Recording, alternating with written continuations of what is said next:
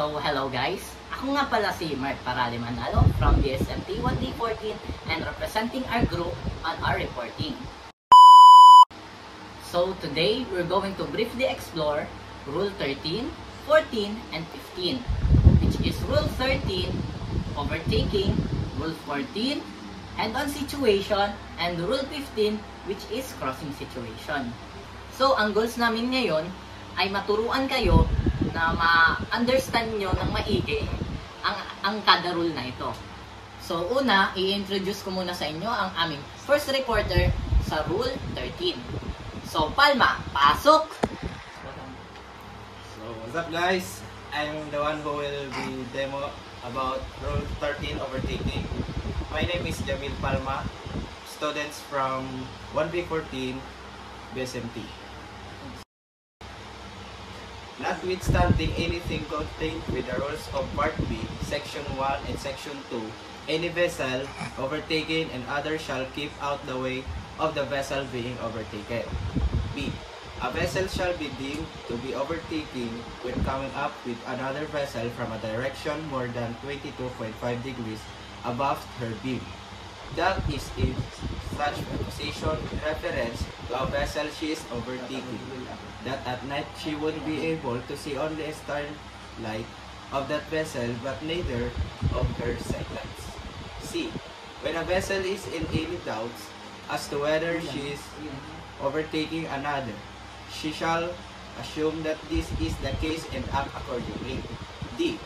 Any subsequent alteration of the bearing between the two vessels shall not make sure the overtaking vessel a crossing vessel within the meaning of these rules or relieve her of the duty of keeping clear of the overtaking vessel until she is finally passed and clear. Okay, are you ready for the next demo? Okay, ito na siya. So now guys, we will now proceed to our demonstration. So we can assume that these two boats are the boats that will be conducting the rules. Okay, this boat is the vessel blue and vessel orange. Okay, so we'll now proceed to Rule 13, which is overtaking. These rules applies when one vessel is overtaking another vessel. So for this example, we will now conduct an overtaking situation. This blue vessel will be overtaking the orange vessel. And this overtaking vessel is always the giveaway vessel. And the vessel being overtaken is the stand-on vessel. To summarize it, this will be the giveaway vessel and this will be the stand-on vessel. Okay. A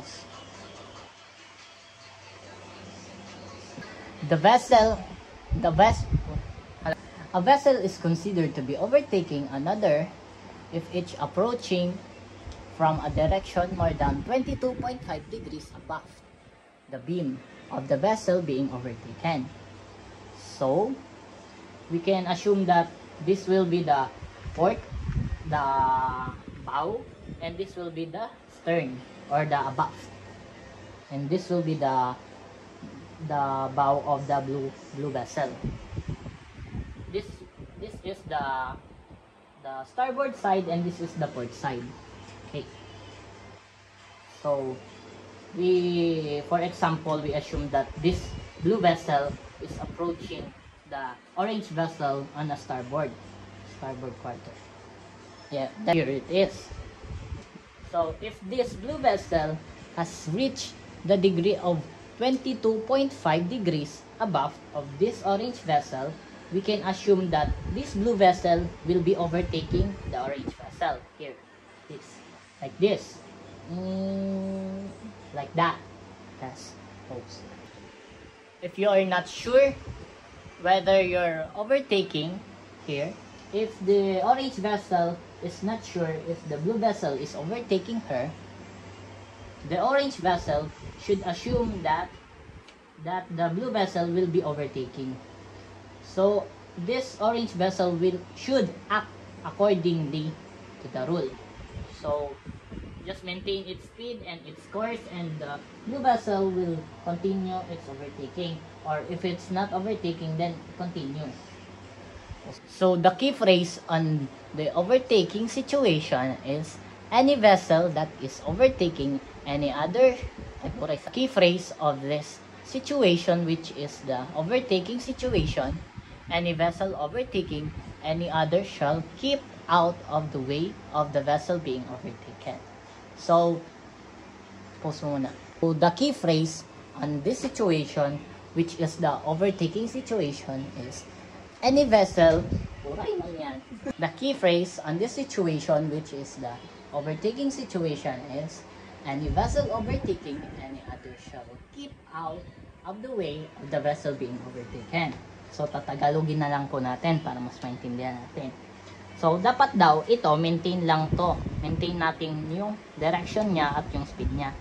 At dapat itong vessel blue ay dapat, kung mag-overtake naman siya, ay hindi dapat siya magsasangga sa way or sa daan ng tinatahak nitong vessel orange. So, para ma-avoid natin ang collision. Yan. Dapat hindi magaganyan kasi magko-collision sila. Dapat ganito lang siya. Ganon. Yan po. Ganon. Yan. Yan. Hello everyone, my name is Janong Ridi Belmonte, and today I will read to you the Rule 14 head-on situation. It says that when two power-driven vessels are meeting on reciprocal or nearly reciprocal courses, so as to involve risk of collision, each shall alter her course to starboard so that each shall pass on the port side of the other. In paragraph B, such a situation shall be deemed to exist when a vessel sees the other ahead or nearly ahead, and by the night she could see the masthead lights of the other in a line or nearly in a line, and or both side lights, and by the day she observes the corresponding aspect of the other vessel. Paragraph C, when the vessel is in any doubt as to whether such a situation exists, she shall assume that it does exist and act accordingly. Now, we will proceed to the demonstration of the head-on situation of Rule 14 of collision regulation. Here it is. This rules applies when two power-driven vessels are meeting on a reciprocal or nearly reciprocal courses, creating a risk of collision. To further know what is the reciprocal means, reciprocal means to the 180, the pointing of 180 of this vessel, which is, if we assume that this vessel is taking the 180 rows, this would be the reciprocal of this vessel. Here. Okay, pause muna. So, if two power-driven vessels are coming head-on situation, to avoid collision, both should alter their course to starboard. So, we all know that their starboard of each vessel is on the right side of there. So, this vessel blue, the starboard of her side is here. And this vessel orange, the starboard of her side is here. Like that. So, based on the rule, they should, to avoid collision, to avoid collision, they should alter their course to starboard. So, it would be like this. Here. Yes, that would be the situation. But if they didn't follow the rules on altering the course to starboard, the situation would be like this. And they will be crashing together. Yes. This rule is only applied to the power-driven vessels, and if at night, the head-on situation is indicated by seeing the masthead light here, the masthead light of the vessel blue and the masthead light of the vessel orange, and the side lights of each vessel. So we all know that the side lights of each vessel are the color green and color red. We know that the starboard side is the green one and the port side is the red one. So here is the green here, and the vessel blue, the green light is here, and the vessel orange, the green light is here. Okay. If in doubt whether it's a head-on situation, assume it is and take appropriate action.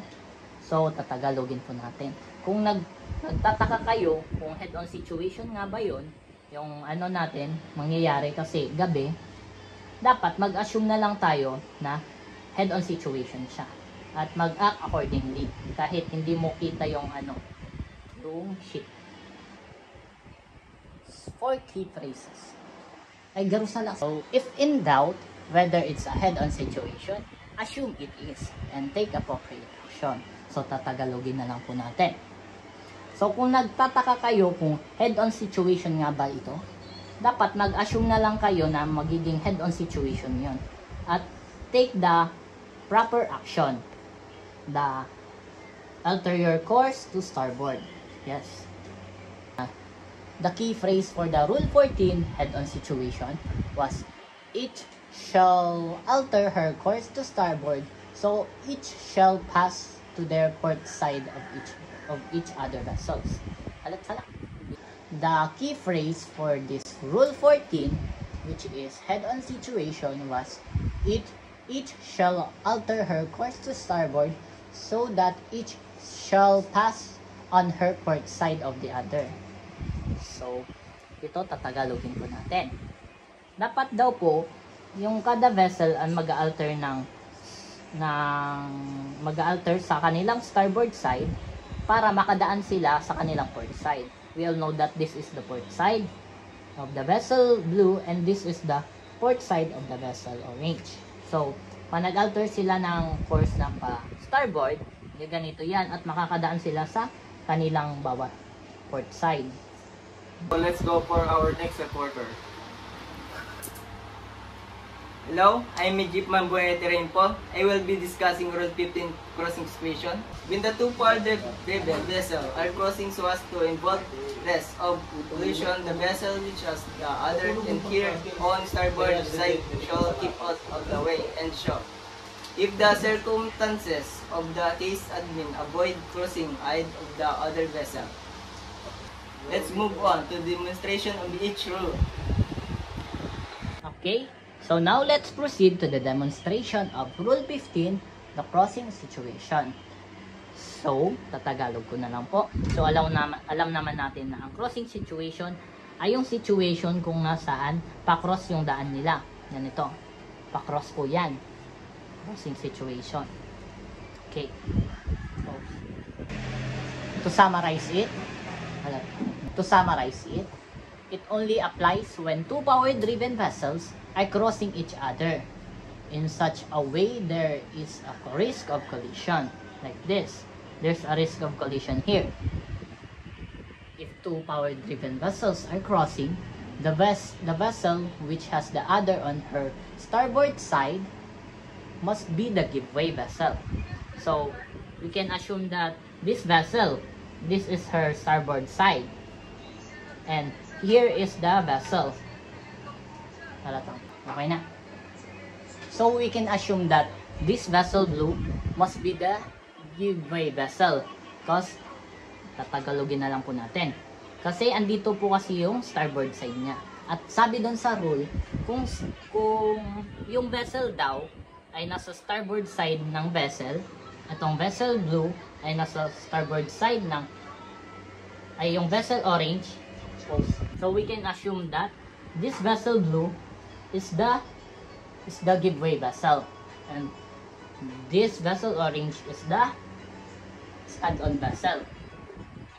So here it is. Tatagalogin na lang po natin. Paano natin nasabi na ito yung giveaway at ito yung stand-on?